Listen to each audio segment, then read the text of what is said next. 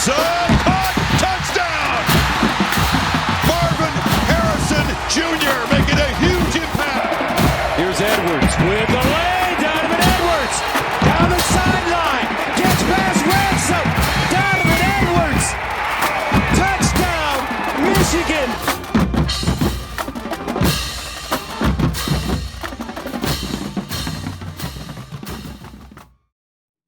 Welcome into another edition of our preseason preview series, where today, Mike, we're jumping into the ACC. Man, we've run through the group of five. We're now headed through the big boy conferences now, Power Five conferences.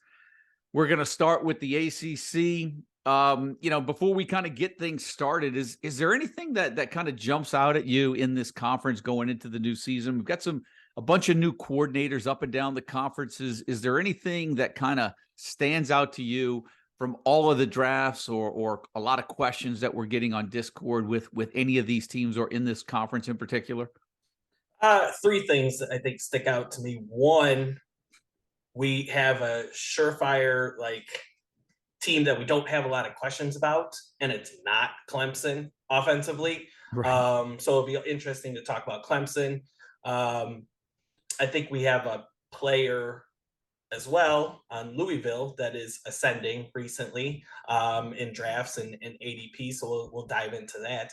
And then when we get to Syracuse, we'll talk about some, breaking news as of this week too. Yeah. So a lot to get into with the ACC.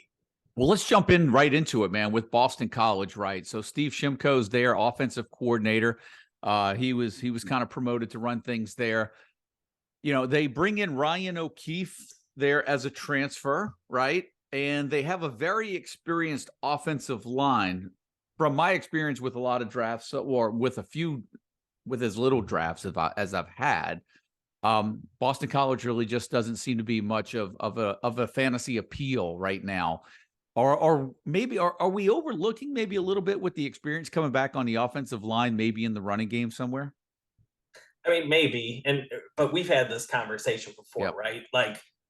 Experience on the offensive line is good, but when they were downright terrible last year, you might want to see some turnover along the offensive line and get some new blood in there. So I do think they get one of their best offensive linemen back from injury this year, so that should help. And I mean, it can't get any worse as far as the offensive line for Boston College. I mean, the running backs scored 100. They're 125th most fantasy points in college football last year. The running backs did for BC last year. So it was a terrible running game. All the advanced metrics don't paint a great picture either for the Eagles. So I'm kind of off of the running game until they prove otherwise. I think it's really just Ryan O'Keefe at this point. Not the same player as Zay Flowers, but I think is going to do some of the same things, just playing in the slot. He's I wouldn't say explosive, but he's a quick player, quick twitch type guy who I think they're going to feature in the offense and get the ball to him a ton. Yep. Well, and they do get, the tight end comes back. Is it George Takacs? I'm not sure how to pronounce his name. Any interest? I think he's getting at least a little run. Should get at least somewhat consideration in some deep leagues that require some tight ends, right? Yeah. He was averaging around 5 targets per game before the injury set in. So I know he was featured along with Zay Flowers last year too. So he would be the next guy that I would target for Boston College. They have the OC there. They also promoted, he's an NFL guy, Rob Chudzinski. Yep. So he's like I don't know, he kind of oversees the offense, maybe not the play caller, but he's overseeing the offense. And he really featured the tight end position when he was calling plays in the NFL. He was around too on staff when, if you remember a few years ago, Hunter Long, yep. The tight end, he had probably upwards of 60 some targets that season, probably 3 years ago. So I think we could see also the tight end position featured along with Ryan O'Keefe. Now transitioning away from Boston College, and you mentioned it, Clemson, there's some conversation to be had there. New offensive coordinator coming in, right? Garrett Riley comes over from TCU. That no concern there. Quarterback, no concern there with Cade Klubnik and Will Shipley back at running back, right? All, both of those guys are going to be well thought of on draft day for fantasy purposes.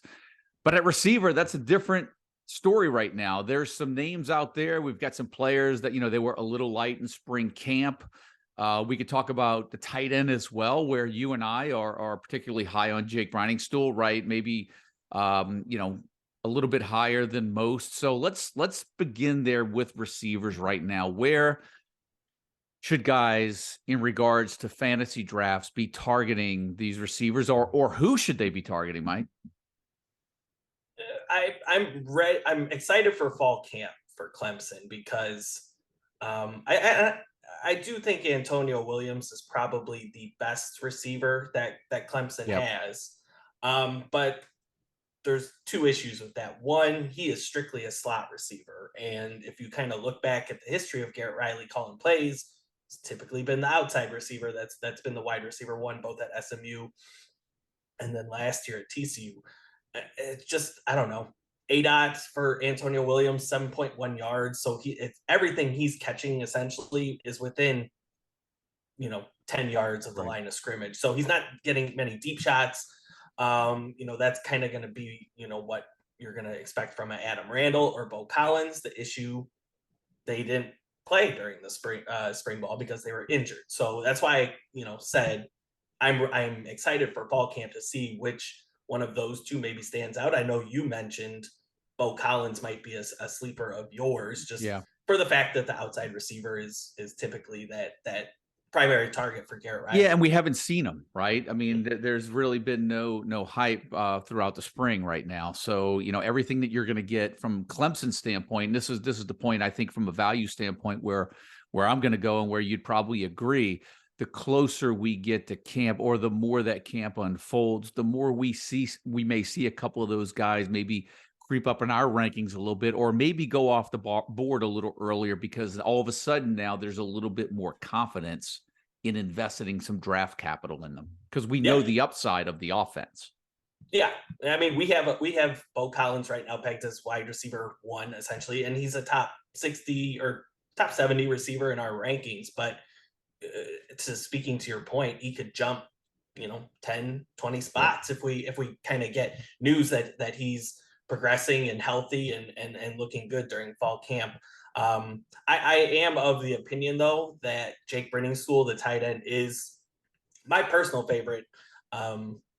Just positionally the best value on Clemson this year. There's 51 vacated targets with Davis Allen, who was the starter last year. Briningstool is a better player, I think. He's 6'6", got a huge wingspan. Mm-hmm. I think they're going to feature him quite a bit.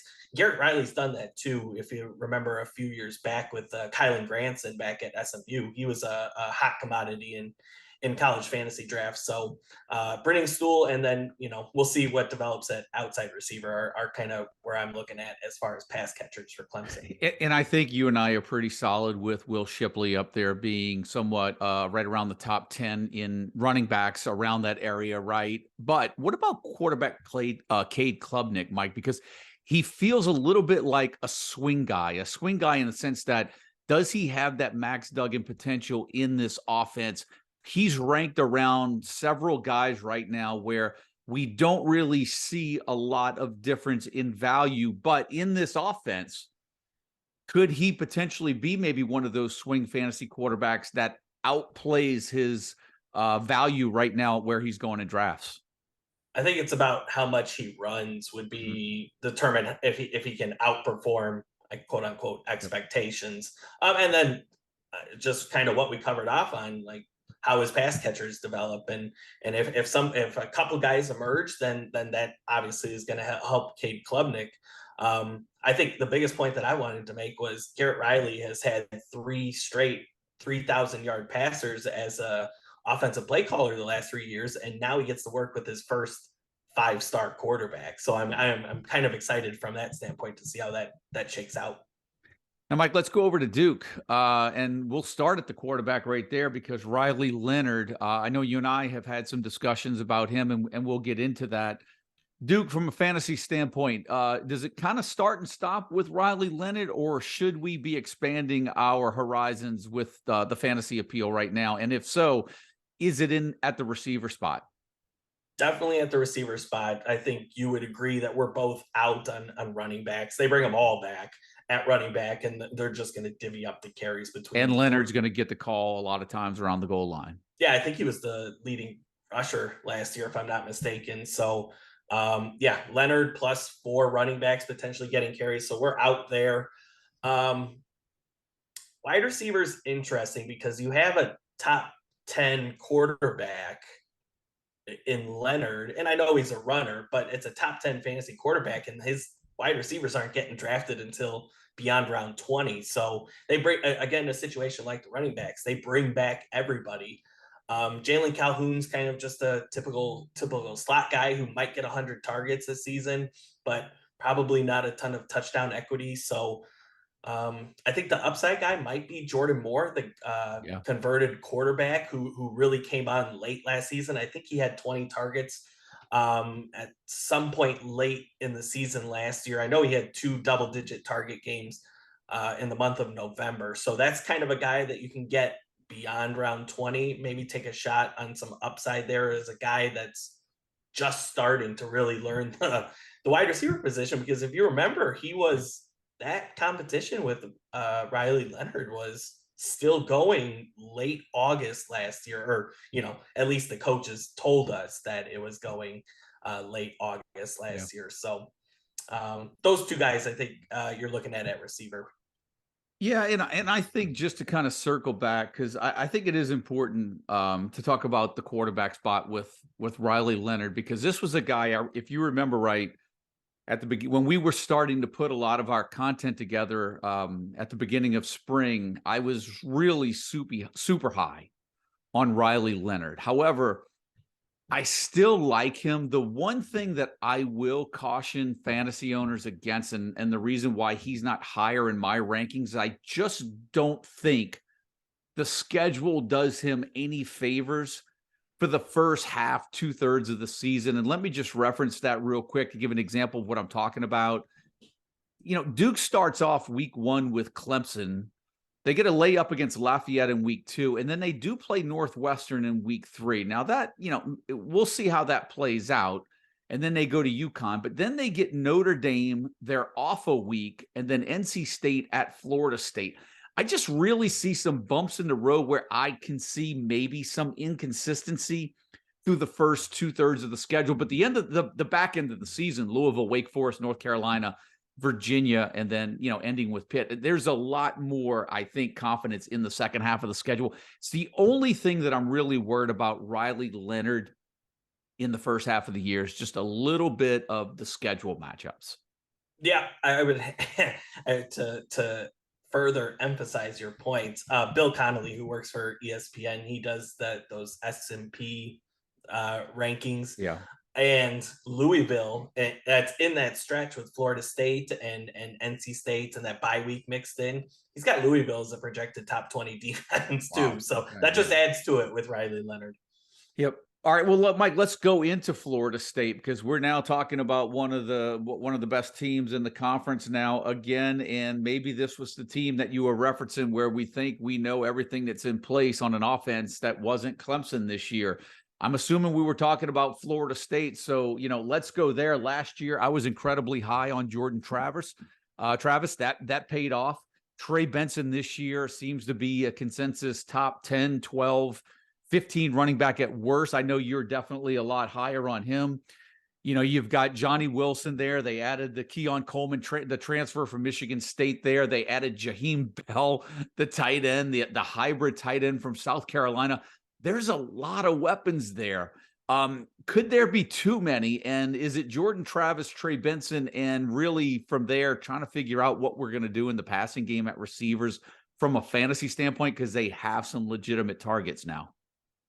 Yeah, that's kind of how I view it. I mean, you were spot on last year with Jordan Travis. That's why you won all those leagues with Jordan Travis and Jordan McLeod and Mo Ibrahim on all of your rosters. No Todd Centeio. Oh, Todd, Yes. wrong James Madison quarterback. Yes, Todd Centeio. But yeah, I think Jordan Travis, I love him from. I don't think he's got the upside per se of like a Austin Reed or anything like that. But you look back to last year, only twice did he fail to score 21 fantasy points in a game, and we expect the Florida State offense to be even better this year. So it's tough to see him taking a step back with all the weapons that you referenced. And I think from a redraft standpoint, if you're taking Jordan Travis, you know what you're going to get week in, week out, which is great from a fantasy standpoint. Did you say you're not as high on Trey Benson as I am? No, I think you're higher. I like Trey Benson a lot. It's interesting, for as much as I love Jordan Travis last year, I do have concerns from a value standpoint this year, and it has nothing to do with his potential. I actually think he's going to be a better quarterback. He's got better weapons this year. I think they're going to be a better team. For me, the value for Jordan Travis comes in as his ability to run the ball and be a dual threat.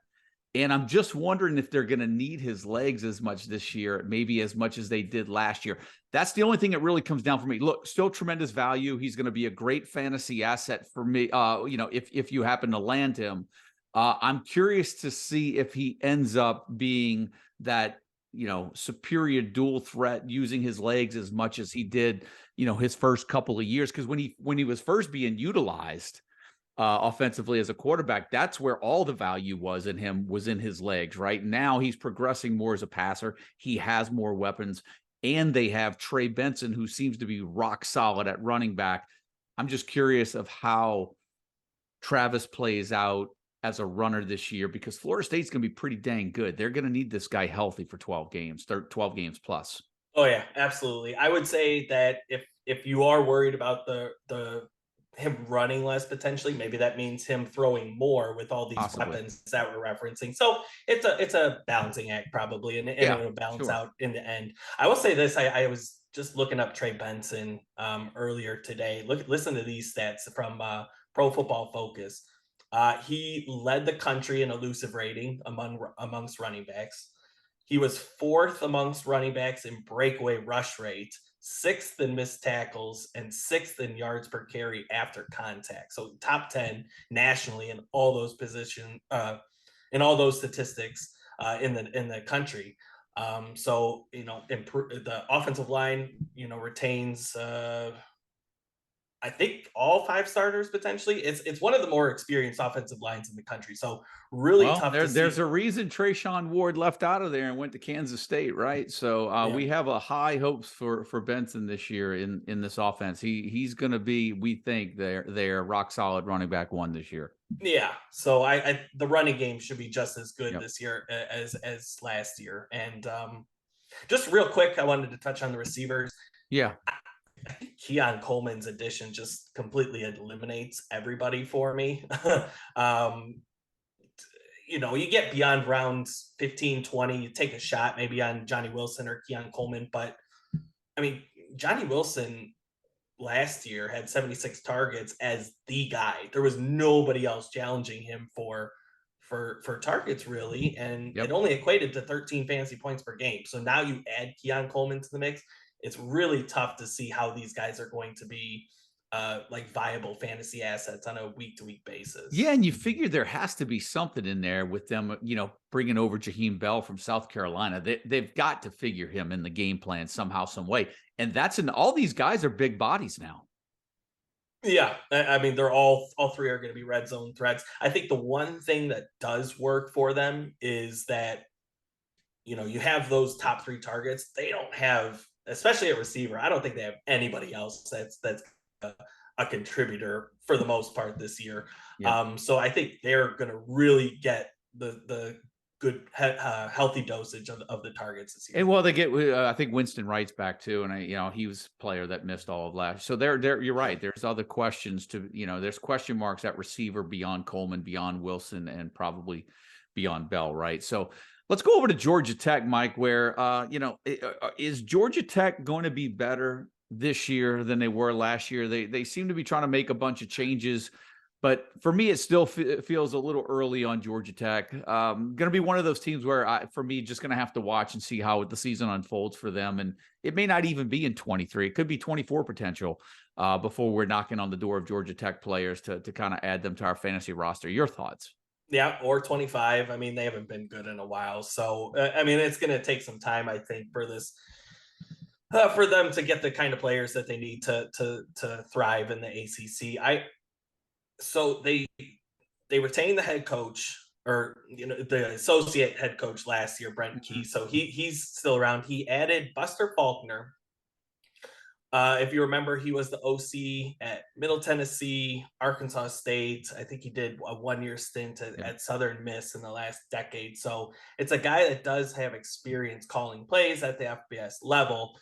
Spent the last 3 years as an offensive assistant with Georgia. The one thing that I did notice, two things that I did notice when looking back.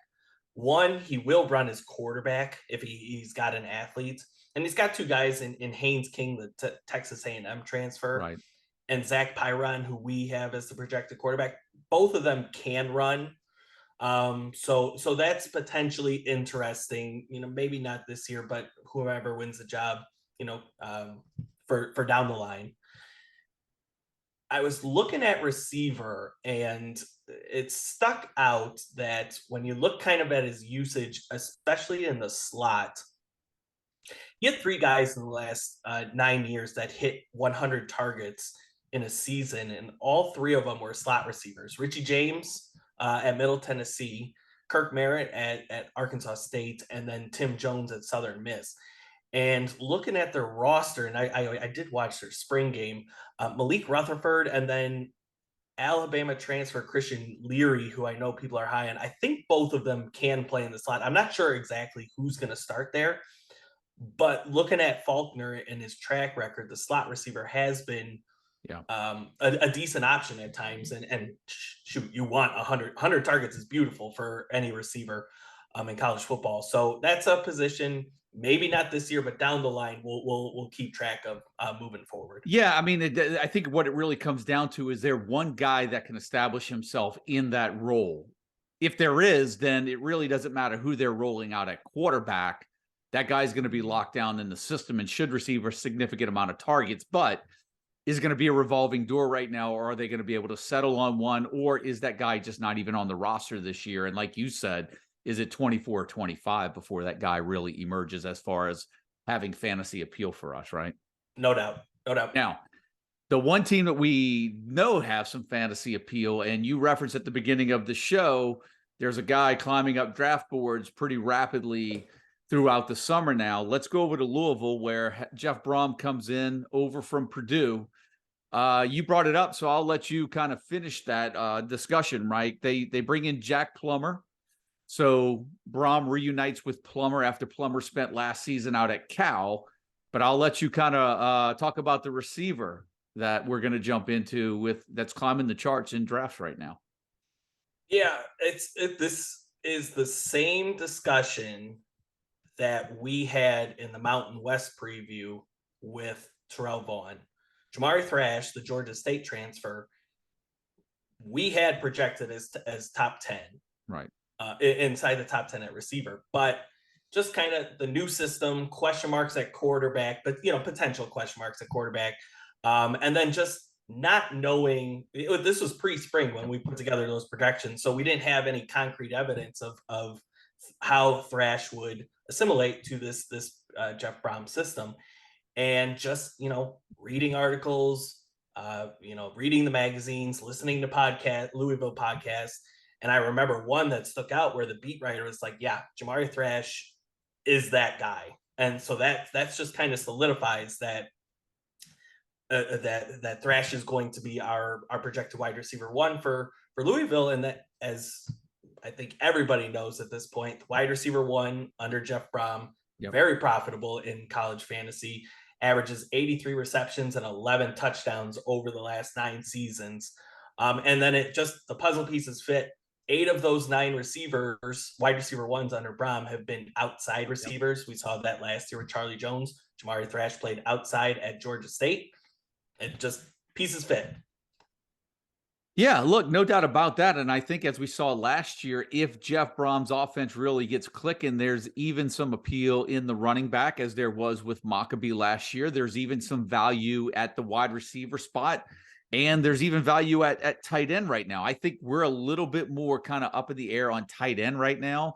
But, they've got some receivers on that roster. There is a potential. Maybe Amari Huggins, Bruce, Jaden Thompson. There are some other options there. Is there anybody in particular that you're looking at right now in that wide receiver 2 spot that could possibly break out, or are we going to have to wait for some things to unfold right now? We have Huggins, Bruce in that 2 spot right now. Yeah, I think Huggins Bruce would be the guy that I would take a shot on, not until late though, because I don't think we know for sure that he would be this. We have him projected, but I don't think he's locked down that spot just yet. I mean, it's tough when you have coaching turnover. How are the players going to assimilate to that new scheme, and what are the coaches' perceptions of that player too? So that would be the guy to take a shot on. You mentioned tight end. There's just not a guy on the roster as we speak that kind of that fits what we've seen from Purdue last year under Jeff Brom with like a Payne Durham type. I would throw out this one, Jamari Johnson, true freshman coming in, 6'5", 4-star recruit. Just a guy to maybe, if you're in a dynasty league, think about stashing away and getting in the later rounds. Yep, at least put him on your radar. Now, you mentioned the word new system under Jeff Brom. We got a new system over in Miami where Shannon Dawson comes over from Houston after a successful stint over there. He had Clayton Tune running his offense. He inherits a good quarterback, Tyler Van Dyke, who really struggled last year. Is this a bounce back year for Tyler Van Dyke? There's a lot of talent on the Miami roster, but it's a dangerous word because last year it didn't amount to much. Where's the value at right now in fantasy drafts at Miami? Is it Van Dyke? Is it running back Henry Parrish? We've got Colby Young pegged at wide receiver 1 right now. What are we seeing on drafts, and what are your thoughts? Yeah, I think it's a bounce back season for Tyler Van Dyke, as you mentioned. Not fighting with anybody to try and get Tyler Van Dyke in drafts. Just it's the same argument, I think, and we'll talk about it with some other quarterbacks in future podcasts. Same argument with maybe like a Quinn Ewers, like this is a non-runner, right? So as much as we kind of like the system that they're bringing in with Shannon Dawson, who's going to throw the ball a lot more than Miami did, like especially in a 4-point passing touchdown league, like you need Tyler Van Dyke to at least throw for 3,000 yards and 25 touchdowns to be a guy that you're going to start week to week on your roster. So we do like it for a bounce back year. All the reviews are positive coming out of the spring. He's not a guy that I'm like locked in and trying to target or prioritize in drafts right now. I think that guy would be Colby Young if anybody for Miami. Yeah. You and I it was funny. We had a good laugh a couple of days ago because some of our buddies in the industry were bragging on who had more shares of Tyler Van Dyke for fantasy purposes this year. And to your point, they could fight over Van Dyke all they want. It's, what made Clayton Tune so good, in addition to being a passer last year, is he ran for 500 yards and 5 touchdowns. I mean, he's been a consistent runner for them. Van Dyke, he doesn't have that potential, right? So he's more of a passer. And to your point, this is something you mentioned to me early on, is that, come drafts, best ball drafts, any drafts this year, if they're not a dual threat, you almost have to be looking at a quarterback that's going to throw for 4,000 yards and 40 touchdowns. And I just don't know if Tyler Van Dyke is that guy. No, I don't think so. So, and I just speaking to the rushing standpoint, like he's not going to rush for 500 yards or 400 yards, whatever, like Clayton Tune did.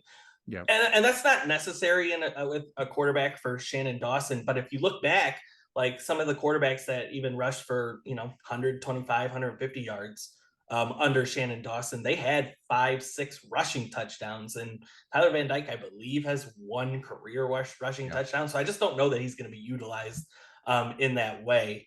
Do you personally have any opinions on the rest of the Miami skill positions? I do like Henry Parrish if he can stay healthy. I really do. I think Chaney was the kid we have running back 2 right now, but he's the one that I think had some shoulder issues. I'm never really big on guys that have multiple shoulder issues. I always think for some reason that comes back to haunt them and bite them again. I do think that there's potential with Henry Parrish in this offense. I'm wondering if we might be, not that he's going to be a super sleeper or anything, but I think Shannon Dawson comes in. All of a sudden, we like Colby Young in that wide receiver 1 spot. We know how Shannon Dawson loves to feature his wide receiver 1 in that offense, but there is potential for a running back to put up some really solid numbers if they are going to be the premier running back 1. Is Parrish that guy? I don't know. We'll find out. He has to stay healthy too, but I do think that the running back 1 in this offense may be overlooked a little bit in some of our fantasy circles. But to your point, a late round flyer right now is where I'd be looking to get more of Henry Parrish. Yeah, I think I was looking at Henry Parrish earlier today, and he started off last year very nicely. I think 200 100-yard games in the first 2 weeks. Non-conference schedule, they do face Texas A&M in week 2, but you get Miami of Ohio, Bethune-Cookman, and Temple in the first month of the season. So I would suggest if you're going to draft Parrish, he might be a trade after the first month of the season if he thrives in that running back 1 role. Because if you look back to last year, he did taper off, especially that last month of the season. I don't think he had double-digit carries at all. So we have Don Chaney, running back 2. I think Mark Fletcher, the incoming true freshman was a Ohio State commit. He could be a guy that remember we were talking last year, like Trevante Citizen, the incoming 5-star, could be that guy to take over that job in the back half of the season if somebody doesn't emerge as running back 1. I think Mark Fletcher potentially could be that guy this year if Henry Parrish tapers off like he did last year. But I think start of the season though, I think Henry Parrish could be an option those first 3 or 4 weeks. Yep, for sure. Now look, from a quarterback that isn't known for moving to one that is known for moving, Brennan Armstrong at NC State reunited with Robert Anae, his offensive coordinator from 2 seasons ago at Virginia. Armstrong can move a little bit. He's familiar with the system. Is this, that match made in heaven for some fantasy owners this year? Is this a bounce back year for Brennan Armstrong? I mean, look, we're talking about a quarterback that has proven durable. He's tough. He's got at least 5 rushing touchdowns in 3 consecutive seasons. Only 7 touchdowns last year, though, but we joked about how anemic that Virginia offense was last year. He had 31 touchdowns in Anae's offense 2 years ago, Mike. So what are we looking at with Brennan Armstrong this year? And what are some of the pieces that we're looking at around him? I think that's the big question. Who's he throwing the ball to? Because we know that how he's going to perform, I believe, within this offense. He's got 2 years of experience in this exact system. So he averaged 28 fantasy points and 38 fantasy points in back-to-back seasons under Robert Anae. So I think we are safe with projecting him as a top 15, top 20 a fantasy quarterback this year.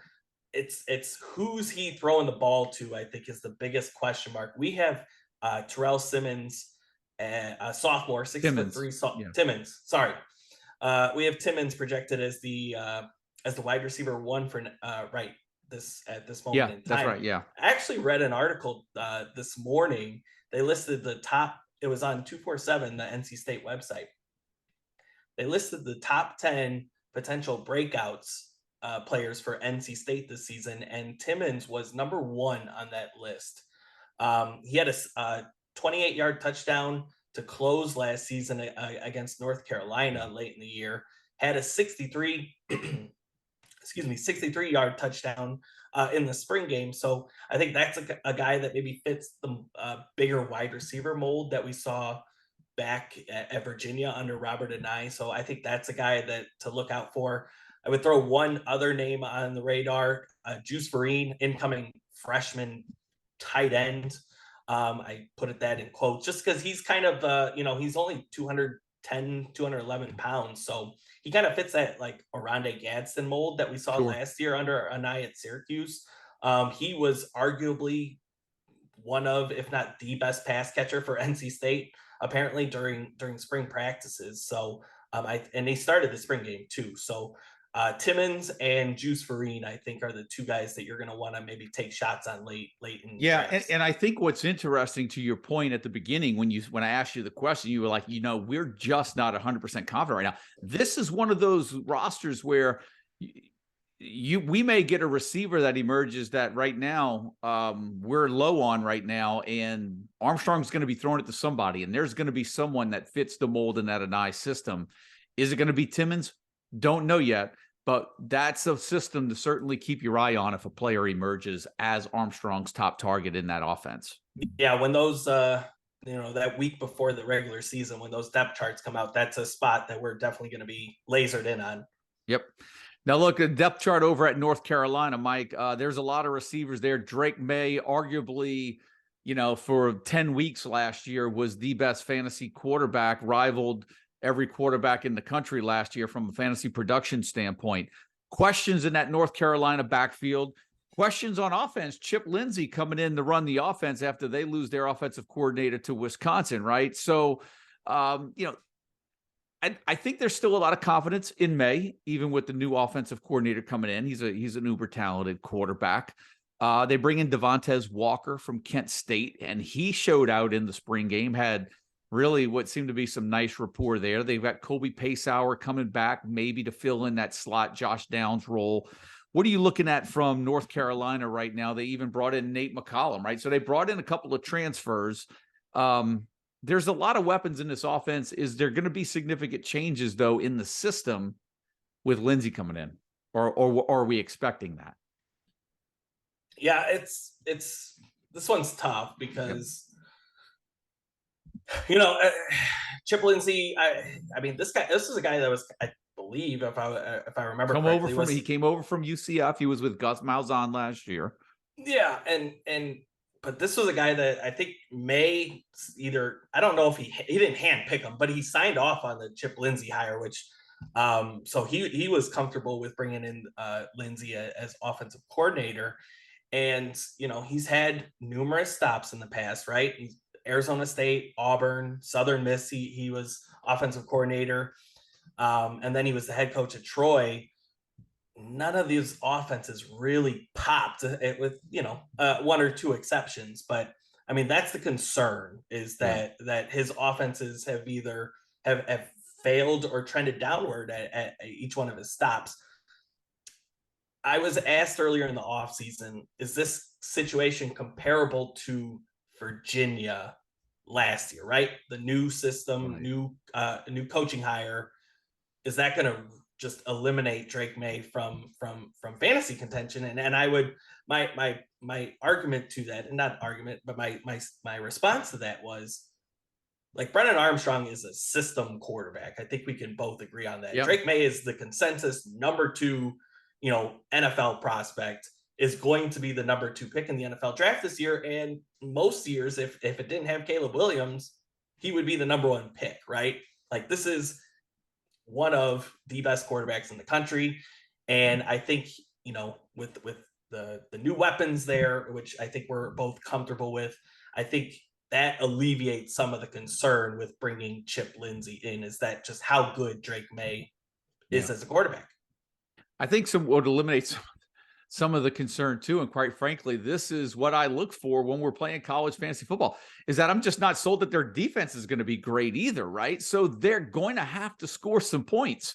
And it doesn't matter how inefficient that offense is going to be. If the defense isn't great, they're going to get a lot of chances. They're going to play a lot of snaps, and they're going to have to put the ball in the air. No doubt. And I think the spring game really kind of helped alleviate some of those concerns, is that you saw Devontae Walker show out, like you said. You bring in a Nate McCollum, who was,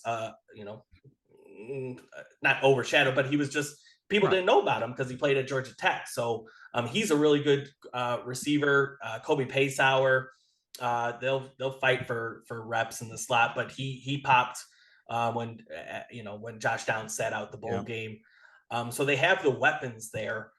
for Drake May to succeed. And, hopefully Chip Lindsey just doesn't get in the way. Well, I think with Lindsey, the thing is I think we have to get settled on some sort of a two deep at receiver. There's a lot of mouths to feed at North Carolina. When you look at the receivers, you got Walker, you've got Paysauer, you got McCallum in there, you've got Andre Green Jr. who factors in, right? But until we really are, we're kind of settled that Paysauer is going to be that slot guy, and Walker coming in is going to be more of a big play, that bigger body threat. But the other options, to me, that it's good and bad. There's a lot of them, and will that allow May to really spread the ball around, which could be great for his fantasy value, but it also could be bad for some of those receivers as well if they're spreading it around. So I'm more on the train of May right now and Walker than probably any other player. You've got tight end. We can't ignore that either. I mean, Nesbitt should be a nice fantasy asset at tight end this year. But you and I both agree, too, at running back, right? Like, there's nothing's really set in stone at running back right now. Elijah Green came in, had a good back end of the season last year, but there's nothing really there to tell us he's cemented in that running back one spot either. No, and they get who's the guy that comes back this year after missing British Brooks. So they still get British Brooks coming back this year. I actually made the change in my rankings. I switched from Elijah Green to Amarian Hampton. I'm a believer of his talent. So I do think he'll eventually, if not game one, I think he'll win out. But yeah, I mean, British Brooks is back, and apparently he might be in the top two in that running back battle. So a lot of mouths to feed, like you said. And I think, when we released our rankings, we got some questions on Bryson Nesbitt and why maybe we had him so low. I think one, the amount of mouths to feed, right? We talked about depth at receiver. Yeah, sure. Kamari Morales is back at tight end. Chip Lindsey has never had a tight end. And look, Bryson Nesbitt is an athlete, right? He's not your conventional tight end. So he could be a hybrid type player. Sure. Yeah. So you can make that debate if he's actually a tight end. But Chip Lindsey's never had a tight end go over 22 receptions in a season. So, the past history for Lindsey calling plays doesn't bode well for tight end production. That's why we have Nesbitt lower than some. Yep. Now let's go over to Pitt, Mike, where the Panthers bring in Phil Jakovic at quarterback from BC. Running back seems pretty steady with Rodney Hammond there, ready, I think, to kind of take the torch there. Taking over for Abanaconda from last year, who just had a monster year for everybody that kind of was able to roster him. You look at the receivers there, Mumfield, Bub Means, Reynolds, Bartholomew at tight end. For me, and I'm going to kind of not get too excited right now with Rodney Hammond, but for me, it's all about Rodney Hammond for the Pitt offense for me from a fantasy appeal. How about yourself? Yeah, it's Hammond and nobody else for me. I mean, you remember back to this when we were compiling the waiver wire report after week one, and we were talking about it, and it's like Hammond, if he not for the injury, would have taken over that running back one job after the game against West Virginia.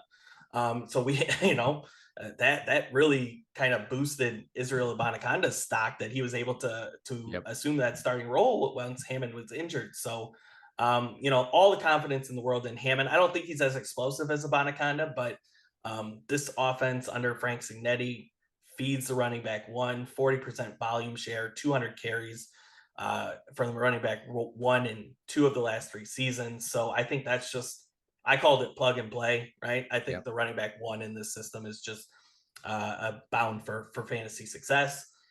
I wanted to talk about the receivers though, just a little bit. Nobody's getting drafted really between Kanata Mumfield, the former Akron transfer, and Bub Means, kind of more of an explosive outside receiver compared to Mumfield.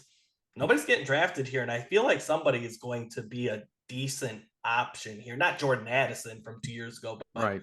I think somebody's going to be, give you 10 to 12 fantasy points a game, something like that. So, yep. Well, look, not to downplay anything, but I was trying to temper my enthusiasm. And I've shared this with you. I think if Rodney Hammond stays healthy, I think he can be a top 10 fantasy running back this year. I've been all over Rodney Hammond in a few drafts that I have been. He's been on my list to get early every year. I really like the offense. I like the system. I like the way he started off last year. To your point, if he wouldn't have gotten hurt, who's to say he wouldn't have stuck at running back 1, and then the rest was history once when he got injured. But the potential's there. The system's there. If, health aside, I really like Rodney Hammond as a top 10 running back this year. It might be strong, but that's my feeling on Hammond this year. He's one of those guys that I do like and I'm targeting in drafts. No doubt. I think just guaranteed volume. I think that's the biggest thing with him. Yeah, I love the guys that are going to get the carries, no doubt. Now, Syracuse, Mike, there's a lot, you mentioned this at the beginning of the show. First of all, let me just kind of give a rundown. We know Robert Anae, we've already spoken about him going over, leaving Syracuse after being there for a year, going over to NC State, reunited with Brennan Armstrong. Maintain continuity. They promote Jason Beck. He was the quarterback's coach last year. He's the offensive coordinator. We know they've got Aronde Gadsden, who was a breakout player last year, listed as a tight end, and in some leagues going in the first round because he offers that differential at the position compared to other players. Garrett Schrader back at quarterback, dual threat. As long as he stays durable, I think we know what we're going to get from him. But LaQuint Allen, who we were really high on at running back, news just recently we found out the university suspended him for a year for kind of getting into a fight on campus. There is an appeal going on, and I think you said the date is around July 12th. So hopefully by the time that this podcast airs or shortly after, there'll be a little bit more clarity. But there's a lot of uncertainty at running back right now because LaQuint Allen doesn't seem to be available until we see how his appeal plays out. Does that bump up a guy like Jawan Price maybe for drafts right now, or should players just kind of stick and hold? It's really, really tough situation right now. Yeah, very tough. I don't know. Just kind of reading the articles on this. Because I checked before we came. LaQuint Allen, we have right around that 20-ish running back, right? So he's ranked pretty darn high based on his potential in that system. Yeah, I think we're kind of wait and see at this point. I had a lot of thoughts just, when this broke.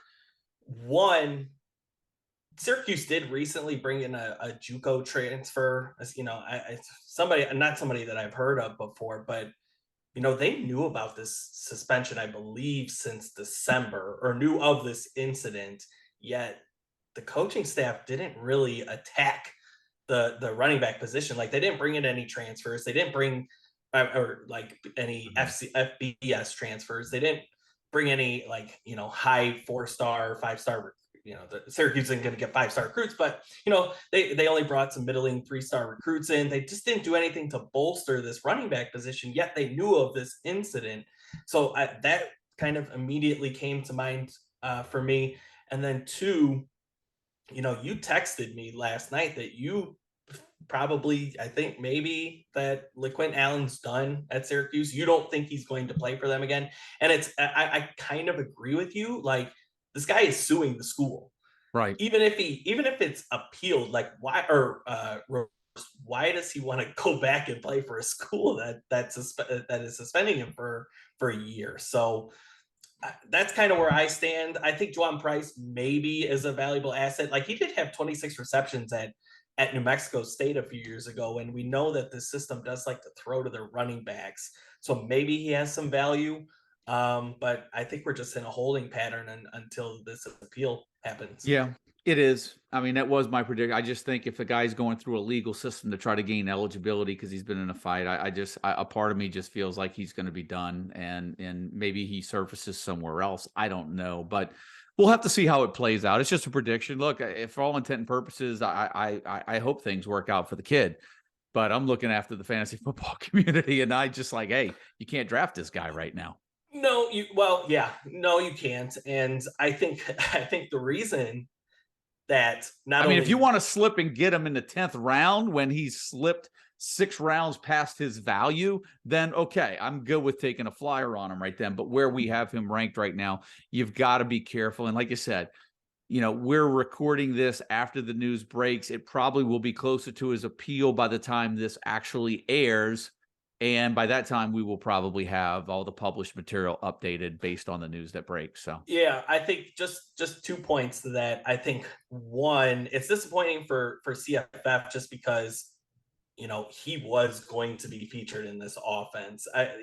We don't have a ton of evidence, aside from the bowl game last year. He was the backup to Sean Right. Tucker, so we haven't seen him play a ton. But there's really not a lot of proven commodities behind him in this backfield. He was going to get the boatload of carries, the boatload of targets, and maybe that's why he would want to come back to the school, because he knows that he would be featured in this offense. Yeah, sure. Well, look, let's kind of get away from Syracuse. We'll see what happens with that news, and we'll be sure to keep you updated with the site. And let's go over to Virginia, where, I mean, talk about not knowing what's going on. Virginia last year was train wreck, might have been an understatement, Mike. They were just invisible. There was no offense at Virginia. Are we expecting anything different this year? Because in my opinion, I'm not looking at Virginia. This should be a 2-minute conversation at most. Yeah, 17 points per game through 7 passing touchdowns, which you mentioned earlier. 7 passing touchdowns in 10 games. The receivers were awful. They led the country in drops with 35. The running backs scored the fewest fantasy points combined in the country of all 131 teams last year. They didn't do much of anything to improve the talent pool at quarterback. They're going to start Tony Muskett probably, who, I was reading transfer. FCS transfer. They said, well, the numbers are probably going to be improved with Tony Muskett at quarterback. Well, I was like, well, yeah, there's only one way to go after last season's debacle. So, that's not going to be too tough to do. I do think, if you look at the roster, I do think they have talent at wide receiver. Malachi Fields, I know the coaching staff is high on. He's like 6'4", very lanky, kind of what we've seen from Virginia receivers in the past. He's talented. They bring over Malik Washington from Northwestern, a veteran guy that can start in the slot. So there are pieces at receiver who might, have a good game here or there. But I think after last season, maybe we should have been out completely, even to start from, before last season. But I think now I just little to zero confidence in this coaching staff formulating a good offense. Yep. Well, look, Virginia Tech's brought in some players themselves. They bring in Ali Jennings from Old Dominion. We touched on that when we did the Sun Belt pod. And then they brought in Jalen Lane from Middle Tennessee, right? So they've upgraded the receiver spot. For quarterback, we assume and Grant Wells will hopefully start off, at least that's who we have projected right now. But Mike, I know there's another guy you want to talk about and maybe have more fantasy appeal than maybe any other play on the roster for you. I'm not sure, but is it at the running back spot? Yeah, I wish I should have looked. I wanted to throw it to you just so I could hear you pronounce his name. Is it Bashul Tootin? Bashul Tootin? Does that sound close enough? Yeah. Bashul Tootin. Yeah. Probably butchering it. But yeah, I think he's the guy that I'm a little excited for. Rushed for 1,000 yards last season at North Carolina A&T. And if you look back at the box scores, he hit 100 yards against Duke, who he's going to probably play this year. So, he's proven it against FBS competition.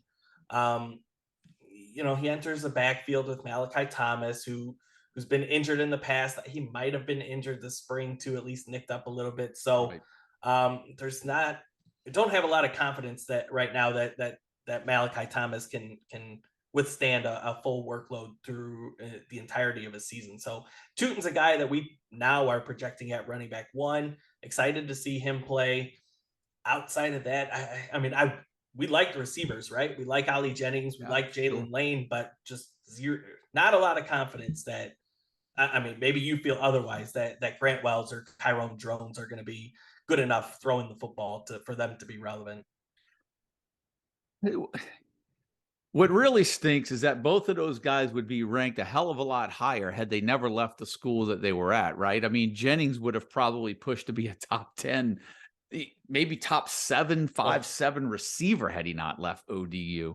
And, Jalen Lane would have certainly got his fair share of targets over at Middle Tennessee, right? So both of those guys from a fantasy standpoint completely fell off the map for me just by their transfer. They make Virginia Tech better, but from a college fantasy football standpoint, the appeal just isn't there for me. And I've got no appeal in the Virginia Tech offense right now because, to your point, Tootin could be the running back one.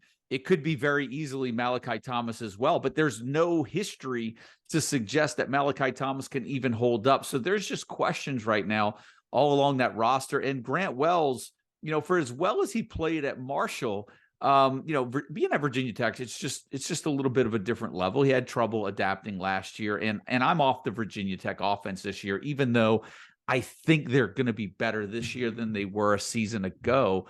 But they may be more well-rounded than they are from a standpoint of there's one particular player that really jumps off the college fantasy football radar for me.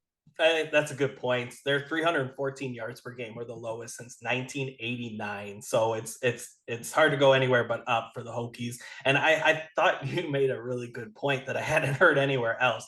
It sucks that Ali Jennings is not with Old Dominion this year. We talked about the Old Dominion offense. He might be he probably would be a top 5 receiver. Yeah, top 5, top 10 in that offense. If they got good quarterback play, I'm getting off topic now. But yeah, sure. I didn't hear that before. That sucks that Ali Jennings isn't on ODU anymore. Well, look, you mentioned it before. We like to talk receivers. Let's go over to Wake Forest, man, where Sam Hartman is left for Notre Dame. Mitch Griffiths probably takes over as the starter there at Wake. A.T. Perry is gone, right? So that's creates a huge opening at wide receiver 1 there. Right now, we've got Jamal Banks pegged in at wide receiver 1. Argument could be made for Donovan Green, maybe at wide receiver 1. Taylor Moore, and I feel like is kind of what you see is what you get. I think we're going to get steady there in deep leagues. They're going to go 3 deep off the board on draft day at receivers for Wake Forest. Possibly some value in Justice Ellison at running back there at Wake. There's a lot of names on the board that could go off a draft day, Mike, but are we really seeing anyone that really jumps off the board that has that A.T. Perry appeal? When you look at Donovan, A.T. Perry was a 6'4" receiver.